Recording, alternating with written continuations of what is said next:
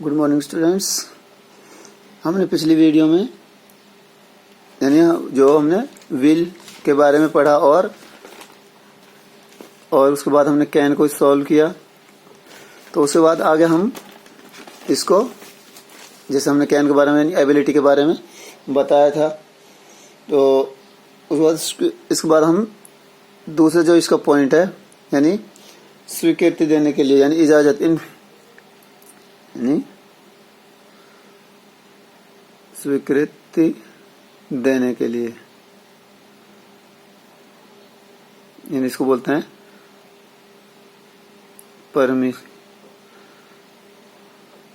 Permission. ठीक है, जैसे यू कैन गो नाउ यानी अब तुम जा सकते हो, तुम्हें इजाजत है वहां से जाने की। या फिर वो कहता है कि can I go home now, क्या अब मैं घर जा सकता हूं। तो स्वीकृति देने के लिए या लेने के लिए हम इसका यूज कर सकते हैं, और संभावना के लिए भी हम इसका यूज कर सकते हैं यानी फॉर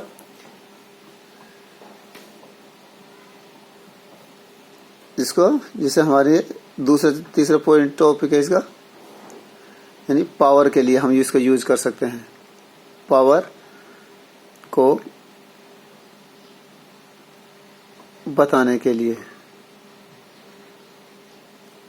यानी जैसे आई कैन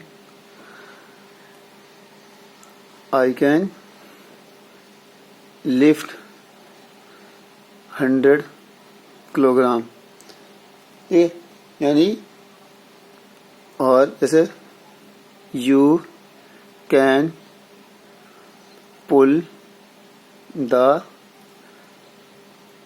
कार्ट यानी कैन का यूज किया है पावर को यानी बल को दर्शाने के लिए।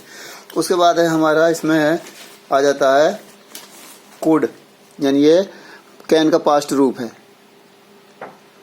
यानी कुड का यूज यानी इसका यूज कैन के पास्ट कामों को या क्रियाओं को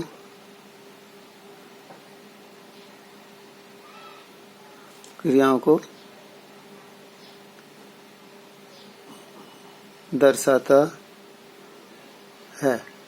यानी जैसे हम आई कैन रीड बुक, तो जैसे मैं किताब पढ़ सकता हूँ, या फिर आई कुड रीड बुक मैं किताब पढ़ सकता था, तो यानी ये पास्ट में हो गई। तो ये पास्ट एबिलिटी के लिए यानी जैसे आई कुड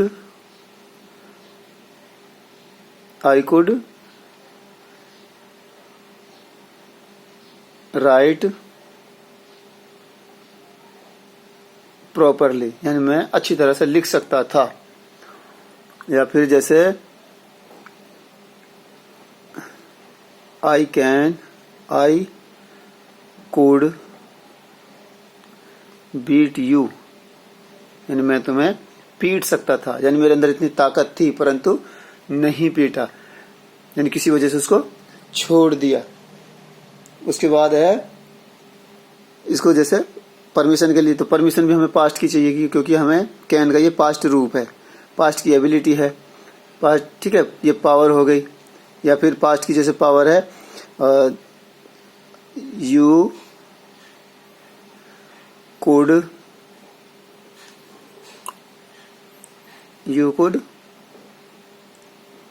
लिफ्ट 100 kg। या फिर जैसे you could climb on the wall यानी तुम दीवार पर चढ़ सकते थे, यानी पास्ट की होगी। उसके बाद है इसको हम यूज करते हैं यानी पास्ट काल की, यानी पास्ट टेंस की, भूतकाल की। यानी हम कहने का मतलब ये है कि हम जैसे हम कैन का यूज कर सकते हैं प्रेजेंट में, ऐसे ही हम कुड का यूज कर सकते हैं पास्ट टेंस में। उसके बाद है वुड।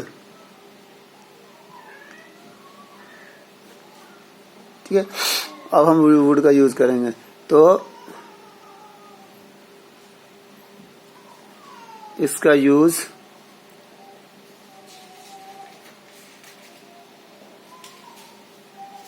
यानी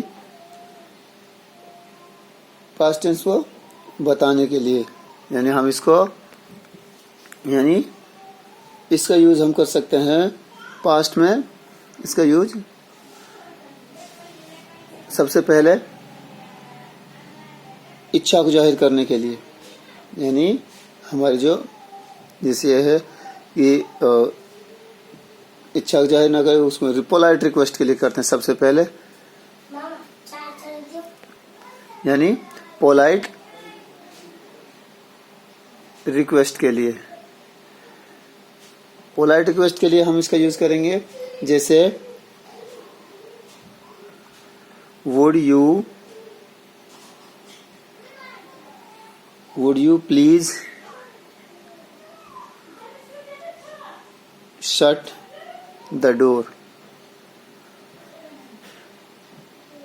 यानी ये रिक्वेस्ट हो गई। आप किसी से कहते हो क्या आप कृपया करके दरवाजा बंद कर देंगे।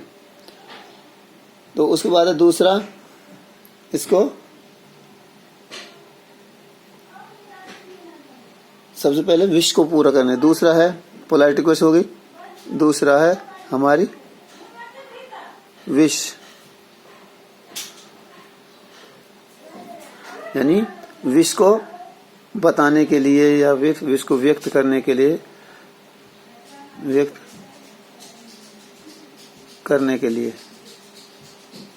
ठीक है। तो विश को व्यक्त करने के लिए हम इसका इस्तेमाल करते हैं, जैसे I wish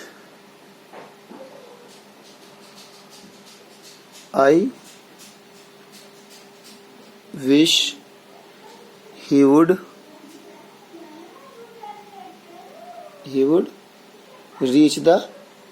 reach here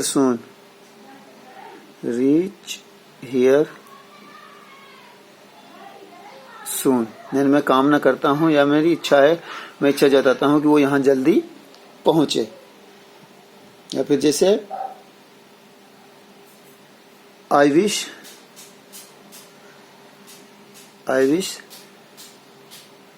you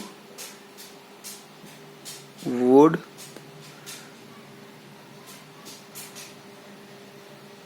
get good marks। ठीक है, ये है। उसके बाद है हमारा शैल आ जाता है, शैल।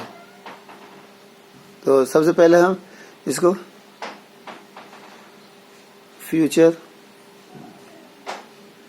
सिंपल टेंस में यूज करते हैं इसका। सबसे पहले जैसे आई और वी के साथ हम इसका यूज करते हैं सबसे ज्यादा, बाकी इनके साथ ही यूज होता है। आई शैल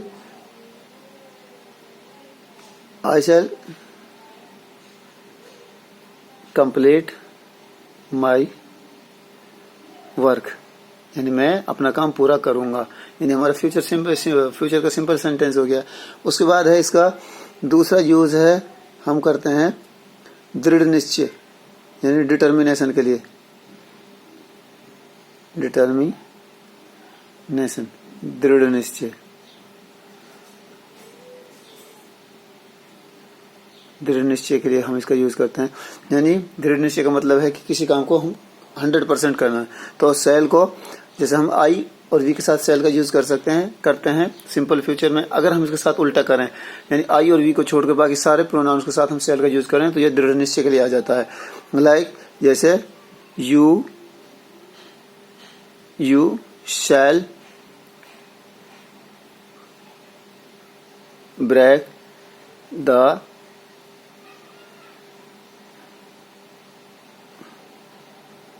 ऑथ, यानी तुम कसम को जरूर तोड़ोगे। यानी या फिर जैसे ही शैल कम टुमारो, यानी वो कल जरूर जरूर आएगी, यानी 100% आएगी, ये दृढ़ निश्चय के लिए आ जाती है। उसके बाद है हमारा यानी ड्यूटी को, दूसरा रूल है इसका ड्यूटी या फिर ऑब्लाइजेशन, ऑब्लाइजेशन यानी इसको प्रकट करने के लिए, तो ड्यूटी हो या कर्तव्य जिसको हम बोलते हैं, तो यू शुड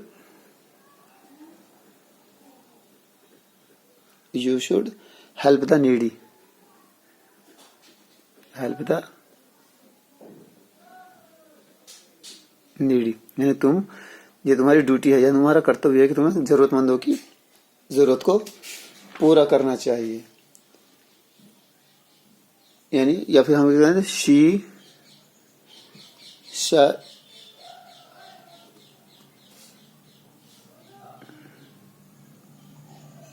ठीक है, यानी हम इसको यूज जैसे इसमें शुड की बजाय यहां हम शैल का यूज कर सकते हैं, शैल, ठीक है।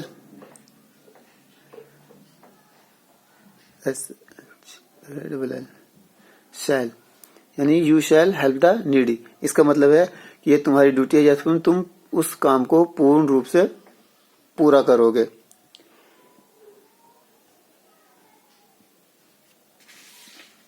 और इसका आगे यानी इसका तीसरा रूप है, हम इसको यूज कर सकते हैं इसको उसके लिए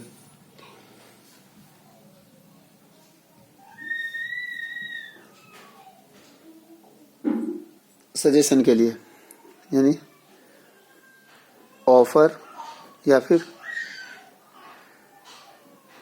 सजेशन के लिए, ठीक है। तो जैसे शैल आई क्लोज द डोर, ठीक है, यानी ये ऑफर है, क्या मैं दरवाजा बंद कर दूं।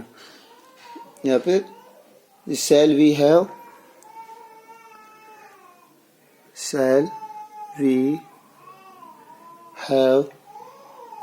a game of chess, a game of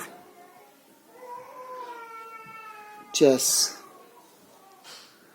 यानी उसके लिए सजेशन दे रहा है या उसको ऑफर दे रहा है कि क्या हम एक शतरंज का खेल खेलें, ठीक है। उसके बाद है हमारा अगला जो हमारा मॉडल है वो है मे का यूज कर सकते हैं, ठीक है। इसका फॉर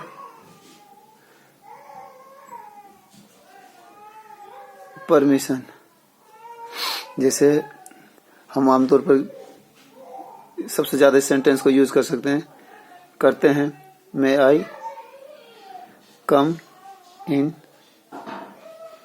सर, यानी मे आई कम इन सर, यानी ये होगी हमारी परमिशन के लिए। उसके बाद है संभावना, संभावना प्रोहिबिशन, जैसे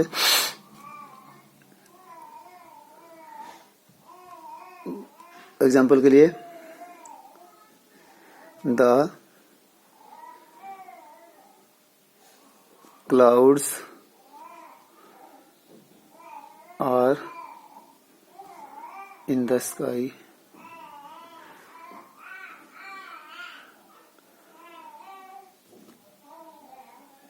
इट में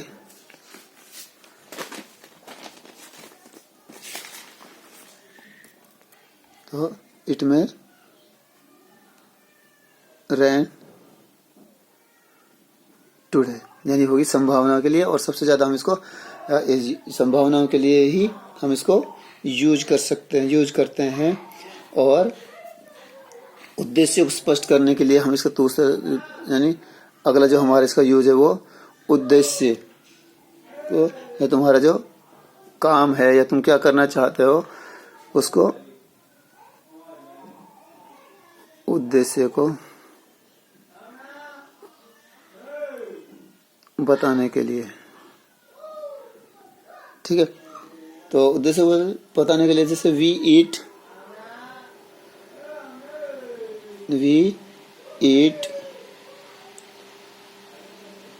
so that we eat so that we may live, we may live, यानी we eat हम खाते हैं, so that इसलिए कि we may live हम जी सकें, यानी उद्देश्य है, यानी खाने का उद्देश्य क्या है? जीने। जैसे दूसरा है she works hard, she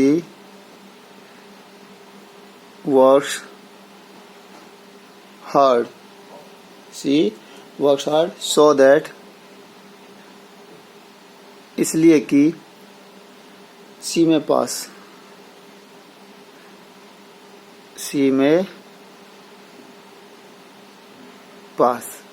ठीक है स्टूडेंट्स, यानी ये हो गई हमारी मैं तक।